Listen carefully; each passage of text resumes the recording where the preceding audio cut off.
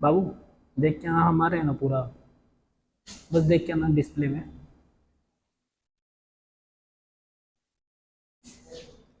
ऊपर जगह खाली है ना? जगह खाली है ना ऊपर? बस ठीक है। बाबू, 1 मिनट कॉपी बंद कर लो, 1 मिनट पेन बंद कर दो, सारा कुछ बंद कर दो।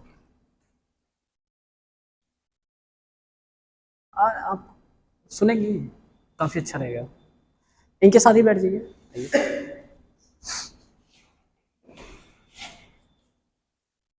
बेसिकली जो हम लोग का सब्जेक्ट है, सब्जेक्ट का क्या नाम है? इकोनॉमिक्स। क्या है? इकोनॉमिक्स। तो इकोनॉमिक्स, अर्थशास्त्र किसे कहते हैं? व्हाट इज इकोनॉमिक्स, है ना? आता है ना हमेशा कि अर्थशास्त्र किसे कहते हैं, इसकी परिभाषा दीजिए। तो सरल शब्दों में अगर कहा जाए तो अर्थशास्त्र से हमारा क्या अभिप्राय है कि जब मानव अपनी आवश्यकताओं को पूरा करने के लिए जो भी प्रयत्न करता है, ठीक है, अगर उसको वैज्ञानिक ढंग से देखा जाए, वैज्ञानिक ढंग क्या है? लिखित रूप में या एक्सपीरियंस के बल पे, ठीक है, जिसका प्रमाण मिलता हो, ठीक, ऐसी ग्रंथ की रचना को क्या कहेंगे? ऐसे ग्रंथ की रचना को क्या कहेंगे? अर्थशास्त्र। समझ रहे हो? अर्थशास्त्र वह शास्त्र है जिसमें मानव की आवश्यकताओं की पूर्ति कैसे की जाती है। ये एक परिवार की भी हो सकती है जरूरत, कि एक परिवार की जरूरत को कैसे पूरा किया जाए। एक देश की जरूरत हो सकती है और विश्व की जरूरत हो सकती है। विश्व की जरूरत कैसे होगी? जैसे अभी महामारी आई थी। कौन सी महामारी आई थी? कोविड। एक देश तक ही था क्या? बहुत से देशों के पास था। कोविड बहुत से देशों के पास संक्रमण के रूप में फैल चुका था, ठीक।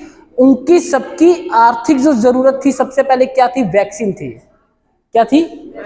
वैक्सीन थी। अब वैक्सीन जो, उसकी सप्लाई कैसे की जाएगी? किसने सबसे पहले बना लिया?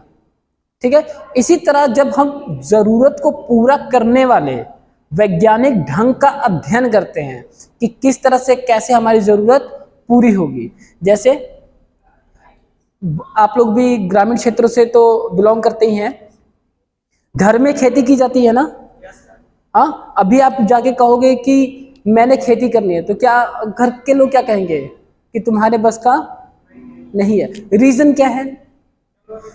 उनको पता है कि आपके पास इसका कोई अनुभव नहीं है, आपने कोई उसका अभ्यास अभी तक नहीं किया है। आपको सबसे पहले उनको ये आएगा कि खेती तो दूर की बात है, इसको ये नहीं पता होगा कौन सा बीज लगेगा, कौन सा खाद लगेगा, कब इसको क्या करना है, ठीक है।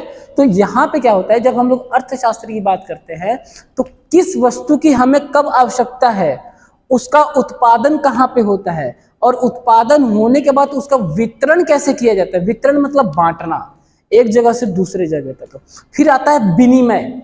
विनिमय में होता है कि लेन देन, एक्सचेंज। अब आप अपनी वस्तु किसी को वस्तु के बदले तो दोगे नहीं, क्योंकि दोनों वस्तुओं का मूल्य एक समान तो होगा नहीं। इसके लिए क्या है, एक वैज्ञानिक ढंग अपनाया गया जिसे क्या कहते हैं? मुद्रा कहते हैं, रुपया, ठीक है। आप रुपया लीजिए और अपनी वस्तु दीजिए, ठीक है, या आप वस्तु लीजिए और रुपया दीजिए।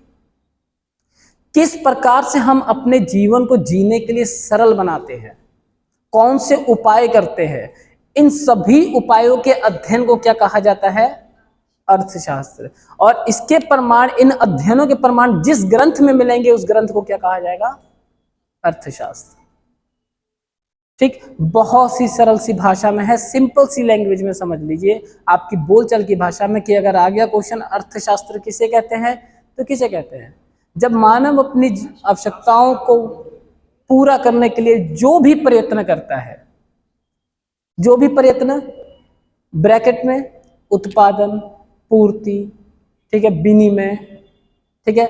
अब इन सभी के अलावा बहुत सी सारी चीजें शामिल हो जाती है। जैसे आप चाहते हो कि मेरा जो सामान है भारत में ही ना बिके, विदेशों तक बिके, तो उसके लिए आपको साधनों का, संसाधनों का उपयोग करना पड़ेगा।